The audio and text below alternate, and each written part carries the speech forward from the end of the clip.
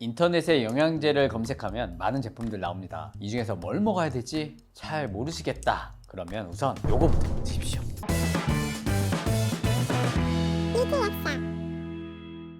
먹는 거 즐거운 나를 만든다. 안녕하세요. 영양제 만드는 약사 이틀 약사입니다. 자, 바로 결론부터 말씀드리겠습니다. 이제 막 영양제에 관심이 생겼거나 어떤 영양제부터 먹어야 되는지 모르겠다. 유산균, 오메가3, 비타민C 물론 중요하지만 어쩌면 이 비타민 D가 가장 시급할 수도 있습니다. 비타민 D는 햇빛을 보면 합성되는데 꼭 영양제를 먹어야 하나요? 한국에선 위도나 계절, 라이프스타일 문제 때문에요. 이 비타민 D를 햇빛만으로 합성하고 유지한다는 거 거의 불가능에 가깝습니다. 우선 비타민 D 혈중 농도는요, 20 이하는 결핍이고 30 미만은 부족, 30에서 100은 정상, 100이 넘어가면 주의가 필요한 수준이라고 합니다.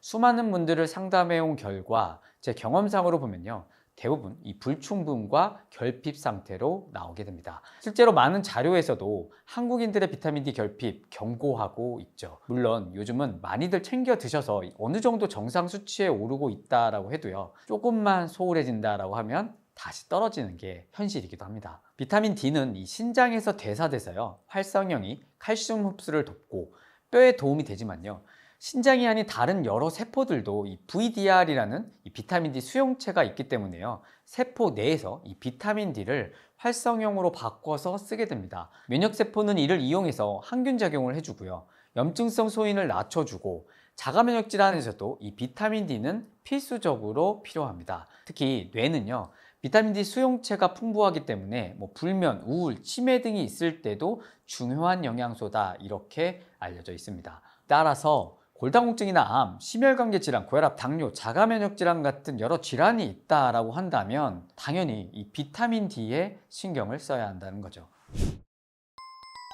비타민 D가 너무 많고 함량도 다 달라서 뭘 먹어야 할지 모르겠어요. 자, 영양제를 이제 먹으려고 찾아보면요, 비타민 D는 D2형인 에르고칼시페롤, D3형인 콜레칼시페롤이 있습니다. 우선 이 비타민 D2, 효모나 버섯에서 유래해서요, 식물성, 비건 비타민 D 이렇게 부르고 있고요. D3는 이 양털의 라놀린에서 주로 추출하기 때문에 동물성 비타민 D라고도 부릅니다. 왠지 식물성 하면 그게 더 안전하고 좋아 보이지만요, 비타민 D만큼은 절대적으로 아닙니다.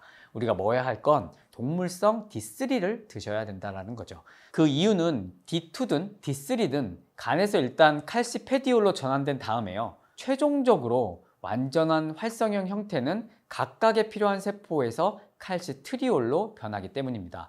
바로 이때 D2보다 D3를 먹었을 때 우리 몸의 비타민 D 농도가 4배에서 5배 정도 높게 올라갑니다. 또 이 방광기 역시도요, D2보다 D3가 약 8일 정도 더 오래 남을 수도 있기 때문이죠. 따라서 굳이 비타민 D2를 먹을 이유가 없다. 비타민 D3 얼마나 먹어야 해요? 한국인 영양소 섭취 기준을 보면 충분 섭취량이 400에서 600, 상한 섭취량은 약 4,000 IU인 것을 볼 수 있습니다. 상한 섭취량은 인구 집단의 97.5%, 대부분에게 유해하지 않다라는 양이기 때문에 4,000 IU까지 먹어도 큰 문제 없습니다. 그런데 제 경험상으로 보면요, 결핍 정도에 따라 다르겠지만 1,000 IU 정도를 먹어서는 정상 범위 30을 넘기도 힘들지만 유지하기도 상당히 힘듭니다.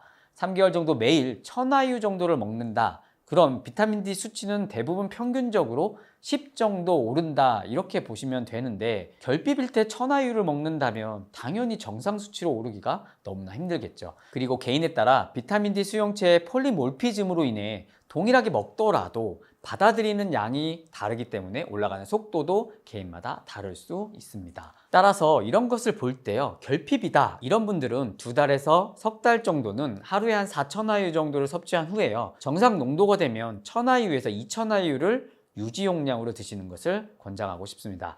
가장 좋은 것, 당연히 병원에서 주기적인 검사를 통해서요, 내 수치에 맞게 조절하면서 드시는 게 베스트겠죠.